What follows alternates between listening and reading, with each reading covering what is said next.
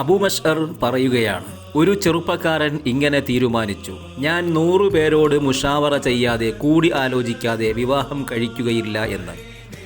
ഇത്തരമൊരു തീരുമാനത്തിന് അയാളെ പ്രേരിപ്പിച്ചത് സ്ത്രീകളിൽ നിന്ന് അനുഭവിക്കേണ്ടി വന്ന പീഡനങ്ങളാണ്.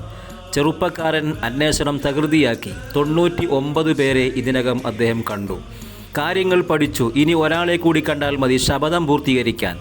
അങ്ങനെയാണ് ഒരു ഭ്രാന്തനെ കണ്ടുമുട്ടിയത്. കഴുത്തിൽ എല്ലിൻ്റെ മാല അണിഞ്ഞിരിക്കുന്നു, മുഖം കറുപ്പ് ചായം അടിച്ചിരിക്കുന്നു, ഒരു വിറകുകെട്ടിൻ്റെ മേൽ ഇരിക്കുകയാണ് അദ്ദേഹം. ചെറുപ്പക്കാരൻ സലാം പറഞ്ഞു, ശേഷം ചോദ്യമുന്നയിച്ചു. ഉടൻ വന്നു പ്രതികരണം, തനിക്ക് ആവശ്യമുള്ളത് മാത്രം ചോദിക്കുക, അനാവശ്യമായത് ചോദിക്കരുത്.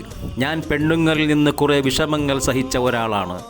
100 പേരോട് ചോദിക്കാതെ ഇനി ഞാൻ പെണ്ണ് കെട്ടില്ലെന്ന് തീരുമാനിച്ചിരിക്കുകയാണ്. ഇതിനകം 99 ആളുകളോട് ഞാൻ ചോദിച്ചു. അങ്ങ് 100ാമത്തെ ആളാണ്. അതുകൊണ്ട് ദയവായി ഒരു അഭിപ്രായം പറയണം. മനുഷ്യ, പെണ്ണുങ്ങളാകെ 3 തരമാണ്. നിനക്ക് അനുകൂലമുള്ളത്, നിനക്ക് എതിരെ ഉള്ളത്, നിനക്ക് അനുകൂലമോ എതിരോ അല്ലാത്തത്. 1ാമത്തെ പെണ്ണ് ബുദ്ധിമതിയും അന്യ ആണുങ്ങൾ സ്പർശിക്കാത്തവളുമാണ്. നന്മ കണ്ടാൽ അവൾ പ്രശംസിക്കുകയും തിന്മ കണ്ടാൽ പറയും എല്ലാ ആണുങ്ങളും ഇങ്ങനെ തന്നെ.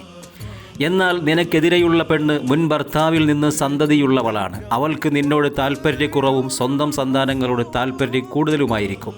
3ാമത്തെ പെണ്ണ് മുമ്പ് വിവാഹം കഴിച്ചതും അതിൽ സന്താനങ്ങൾ ഇല്ലാത്തവളുമാണ്. അവൾക്ക് ഗുണം ലഭിച്ചാൽ പറയും ഇതത്ര നന്നായില്ല, ലഭിച്ചില്ലെങ്കിൽ ആദ്യ ഭർത്താവിനെ പുകഴ്ത്തുകയും ചെയ്യും. ഇത്രയും പറഞ്ഞപ്പോൾ ചെറുപ്പക്കാരന് ഭ്രാന്തൻ്റെ അവസ്ഥ അറിയണമെന്നായി.